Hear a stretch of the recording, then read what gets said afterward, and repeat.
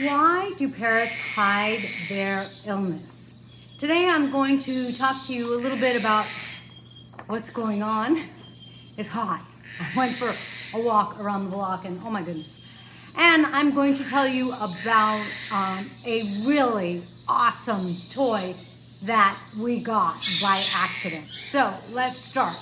I'm Kaylin, the author of the Parrot Bliss Bond. Please be sure to get your copy on Amazon so that you have your handbook as an ebook or a soft cover, giving you everything you need to provide, so you know what you need to provide for that quality life for your parrot, so that you can then have quantities of bliss. This is Bonnie Rose, my golden conure or Queen of Bavaria.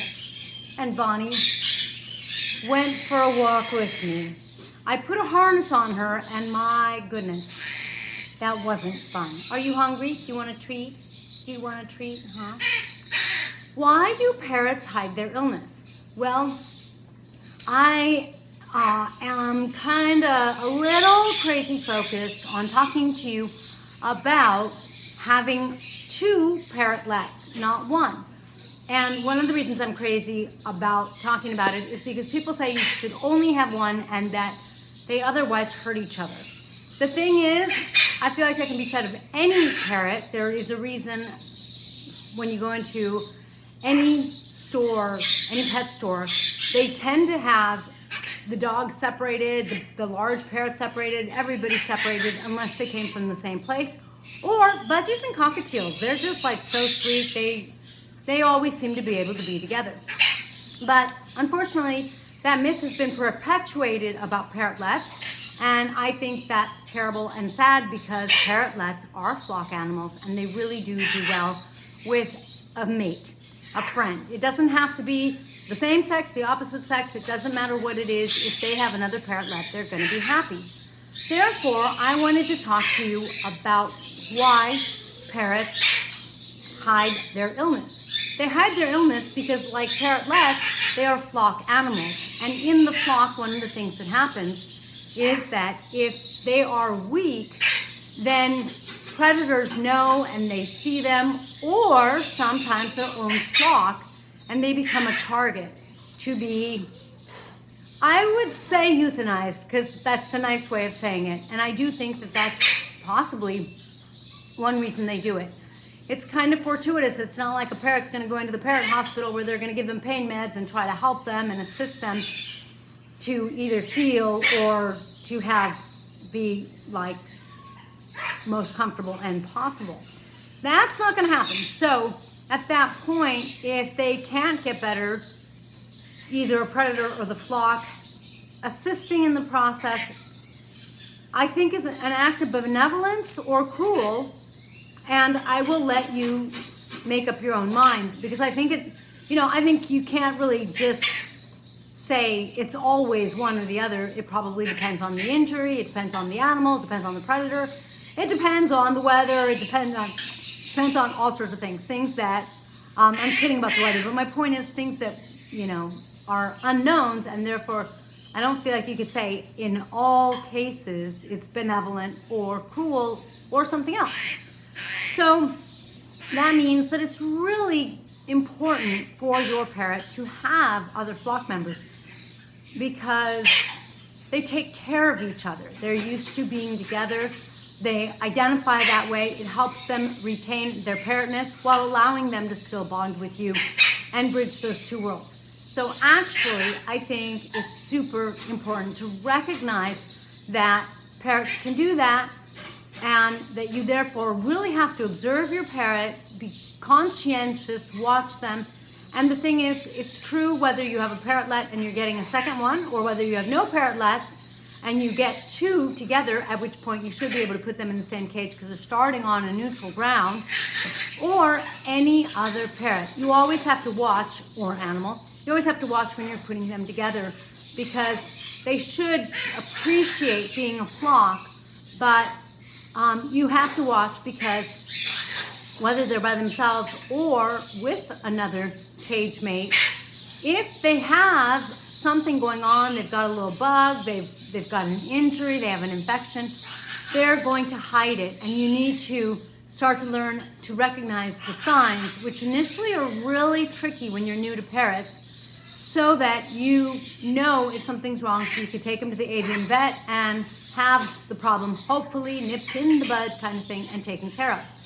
If you don't, parrots hide their illness in part from their flock or flock mate, in part from any predators, so they just hide their illness, period. So it's really important to sort of develop a keen eye that knows, what they're hiding. So now on to what's been going on. We didn't really get a hurricane, but it's hot and muggy. It's not super bright outside, it's kind of overcast, so I made the mistake of going for a walk, and it's like 11:30 in the morning. A walk around the block. The block isn't that big, it isn't that long, and now I feel like I'm melted like a snowman. So, last thing that I wanted to share with you. My daughter and I were at Target just getting some things, and we go to the kitty aisle to get their cat food, and we found a really cool cat scratcher. I'm going to show it to you.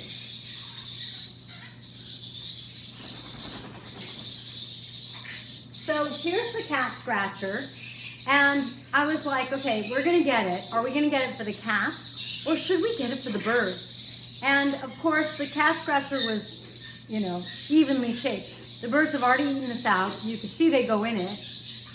Oh, and, take little pieces of the cardboard. It's just such a good thing for them to bite. I hadn't ever seen one of these before. I totally love it. They play all over it. This morning, Tesla, one of my African capes, was hanging on it. Like, if my hand is his body and these are his feet, he was up here, but then he was hanging on it, and he like flipped. I don't know, but I mean, they're monkeys, so this turned out to be a great toy. I would give you a brand, and I mean, it was $20, which is cheap compared to some parrot toys, especially considering that we've already had it for a couple of weeks. It still has plenty of wear, and they kind of like to play on top and inside, and they kind of like, where am I? I mean, I don't know if I could say they're playing hide and seek, but they're playing some sort of version of it. So just awesome wicked toy. I actually think sometimes you find good toys in the cat and dog section for parrots. Don't forget, rope toys, you have to be careful, because even if it's cotton, if the parrot ingests it, it can clog up their intestinal system or their digestive system. And then if you don't recognize the signs of them hiding their illness, you're going to be too late. And if you're not too late, like, you're in for surgery. They have to go in for surgery so that the vet can remove those rope toys.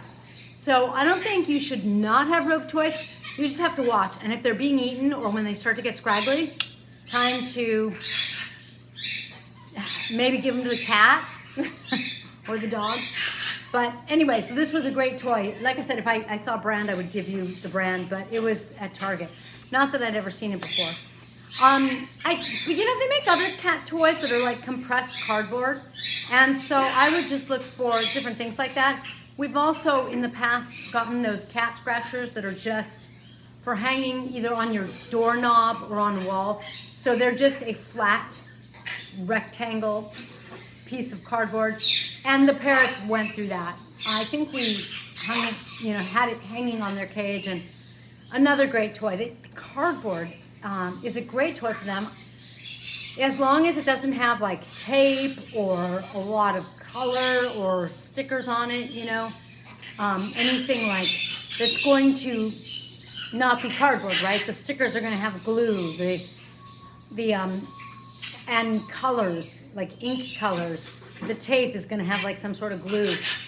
My African grays actually eat around it. Any tape or anything, I try to take it off, but when I miss some, they eat around it. But I think it's good to take those things off. Anyway, so I hope you enjoyed a fun, not DIY toy, but like a great toy. I think you saw it. It's just sitting on the African gray cage. And I hope you are shifting some of how you perceive or think about parrots to recognize that they really are flock animals, and that they really, they hide their illness in part from their flock because they should be in at least flocks of 2 plus you. That makes 3 or more. And I hope you enjoyed our little hurricane update. I know it's like not that exciting. If you have any questions about parrots, or if you want to share some of your bliss, please either comment below, join our group at Parrot Bliss Flock on Facebook, or you can message me there, the Facebook Instagram Messenger. And you can also go to parrotbliss.com and get your bottle of must-have pink parrot relief that will help you if your parrot is undergoing any stress. Oh, I was going to tell you, wasn't I, that I took Bonnie for a walk? Yes. I can't remember if I told you. I put a harness on her. I said I was going to do a harness review, but I'm sort of procrastinating it because there's a harness that I used and that I liked last year when I was taming a green cheek conure. It worked wonderfully. I was consistent every day I used it, and it just, at the end of like 8 days, he was like taking a nap on my shoulder with me. I mean, it was just so sweet. It worked really well. But, you know how it goes. There's like not a perfect harness, and I haven't found one that I'm madly in love with. And so, like, I don't know. The parrots, they don't like having the harness put on them. Who can blame them? And it has to be a habit that's been developed so that they know what's going on. They're not freaking out about having something on them, about having something going around their wings. And Bonnie is not a normal, I don't want you touching my wings, or like, when you manhandle, so to speak, a parrot, they don't like it. One of the things that people often will do, or they talk about, is teaching your parrot to kind of get used to maybe being on their back or having you touch their wings, so that when you go to the avian vet and the avian vet's giving them an exam and opening their wings, making sure that their bones are good, and giving them a physical exam, that your parrot's not so unused to it that they freak out. So it's kind of good for them to be handled, although you don't want to pet them from the neck below. Neck up is communal petting space. Neck down is for a mate. So if you don't want hormone issues, and if you don't want your parrot expecting you to mate, stay neck up. That means that doing things like checking their wings is a little tricky. What you want to do is not pet, but hold. So, nevertheless, they are not like, woohoo, yeah, move my wings around. They're in no circumstance in nature would that happen. So they're not accustomed to it. They don't prefer it. It doesn't mean they won't allow it, but they're kind of like, what you doing? I trust you, but what are you doing? Bonnie is really sensitive, and so she really didn't like when I put the harness on, but I was able to get it on. And once it was on, I did not tighten it because her wings are so clipped. She's not going anywhere. And I'm like, okay, I'm not worried about her flying out of it or anything like that, and I'm not going to tighten it and make this experience even more undesirable for Bonnie. So it's on. We're going through the motion of it. I will see if I can keep it up. It's hard taking a walk in the hot, humid Florida summers. So we'll see. Like, I don't know if I'll really keep it up because it wipes my energy out just going for a walk.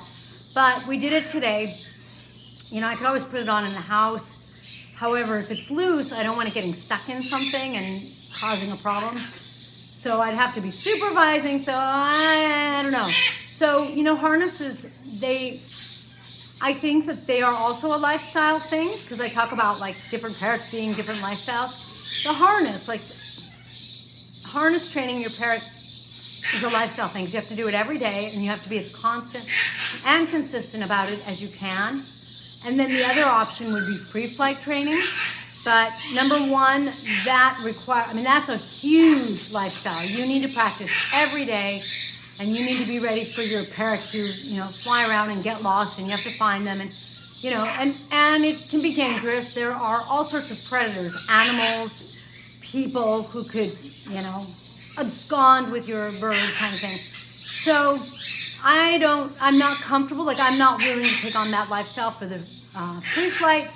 So I'm more interested in the harnesses, but you know, like I said, I'd love to find the perfect harness. So I'll do a harness video when I've decided like which one I like and like what I feel works, and it may be different harnesses for different size parrots.